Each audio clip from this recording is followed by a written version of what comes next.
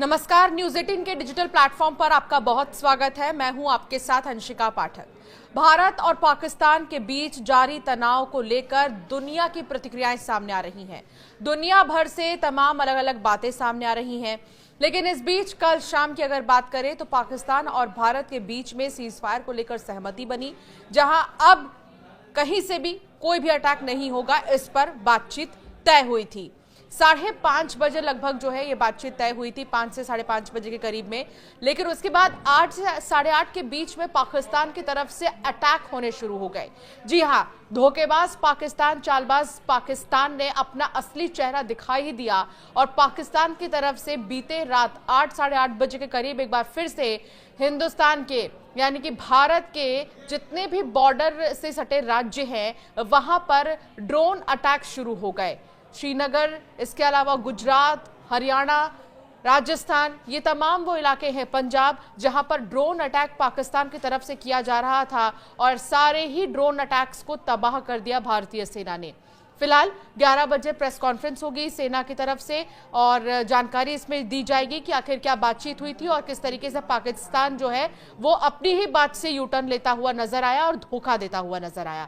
हालांकि इस पर भी दुनिया भर की निगाहें टिकी हुई हैं, लेकिन पाकिस्तान की तरफ से लगातार 2 दिनों से भी ज्यादा भारत पर हमला किया गया, तो कई शहरों को निशाना बनाया गया, ड्रोन अटैक के जरिए नुकसान पहुंचाने की कोशिश की गई।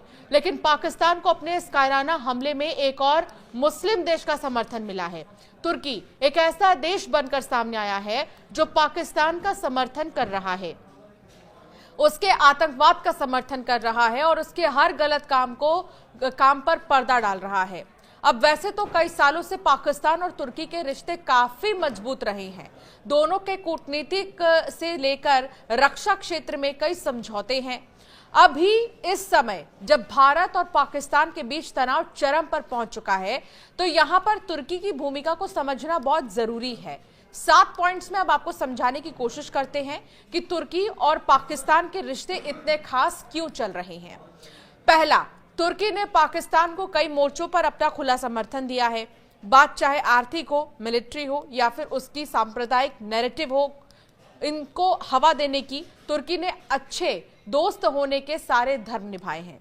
पाकिस्तान ने जिस 2 नेशन थ्योरी की वजह से जन्म लिया है, इसका सबसे बड़ा समर्थक भी तुर्की ही है। कश्मीर को लेकर भी पाकिस्तान जितना जहर उगलता है, तुर्की सिर्फ उसका समर्थन करता है। हैरानी की बात तो यह है कि जब पहलगाम में आतंकी हमला हुआ था, तुर्की के राष्ट्रपति पाकिस्तान के पीएम शहबाज शरीफ से मिलने पहुंचे गए थे। उससे मुलाकात के बाद पाकिस्तान के पीएम ने दिल खोलकर तुर्की की तारीफ की थी और समर्थन के लिए शुक्रिया भी बोला था।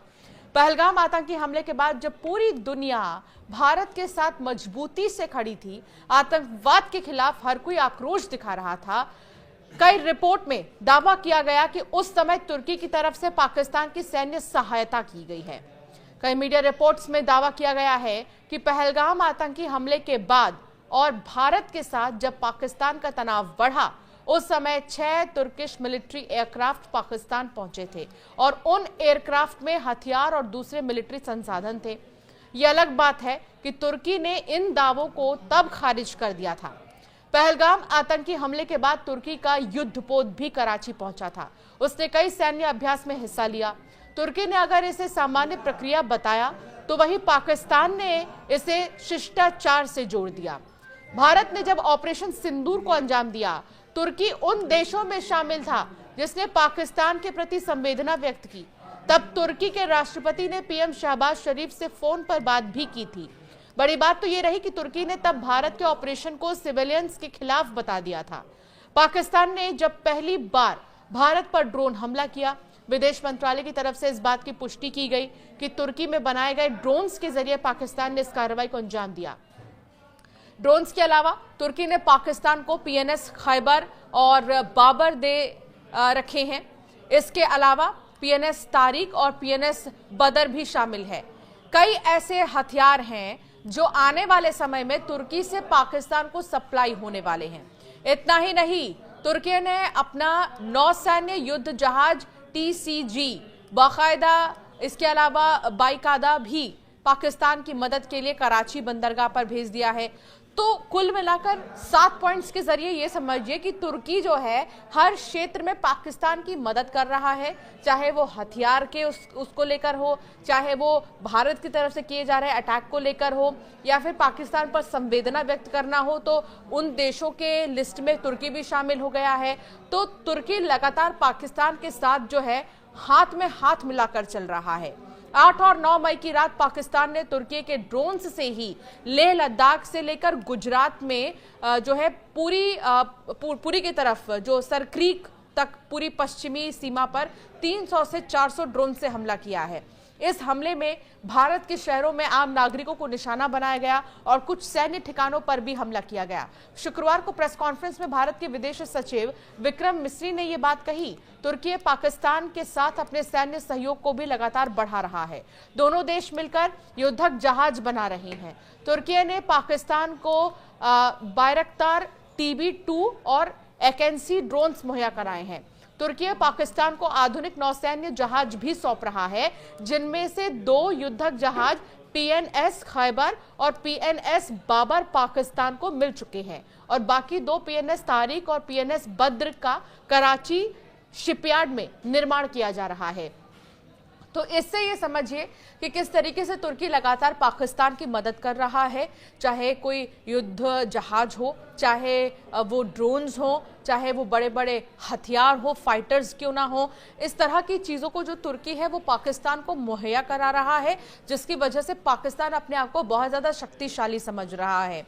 अब तक के अपडेट के अनुसार पाकिस्तान और भारत के बीच में बीते दिन जो है DGMO की तरफ से पाकिस्तान के भारत के DGMO से बातचीत की गई थी लगभग दोपहर 3:30 बजे के करीब, और यह निर्णय लिया गया था कि अब गोलीबारी नहीं होगी, ना ही भारत की तरफ से और ना ही पाकिस्तान की तरफ से। इस पर सहमति बन गई थी, लेकिन जैसे ही घड़ी की सुई 8 बजे की ओर इशारा की, 8:30 से 8 बजे के करीब जो है बीती रात पाकिस्तान की तरफ से ताबड़तोड़ अटैक किए गए हैं। लेकिन भारतीय सेना ने 2 घंटे में जो 200 मिसाइल्स, 200 अटैक्स, ड्रोन अटैक्स जो पाकिस्तान की तरफ से किए गए थे, उनको तबाह कर दिया है।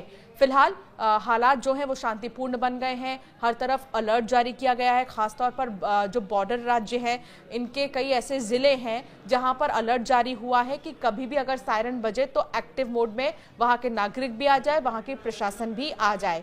इसके अलावा जब कल अटैक किया गया पाकिस्तान की तरफ से, तो जम्मू के श्रीनगर में एक शंकराचार्य मंदिर पर अटैक किया गया। इसके अलावा वैष्णो देवी मंदिर पर भी जो है अटैक करने की कोशिश की गई थी, लेकिन भारतीय सेना ने इसको भी नाकाम साबित किया है।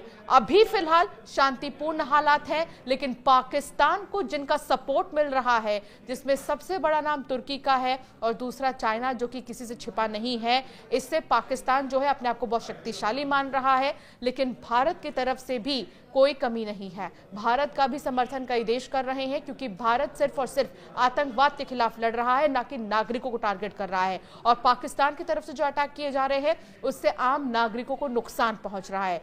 आपका क्या मानना है इस मामले पे, हमें जरूर कमेंट कर बताएं। ऐसे कई वीडियोस और अपडेट के लिए हमें सब्सक्राइब करना ना भूलें।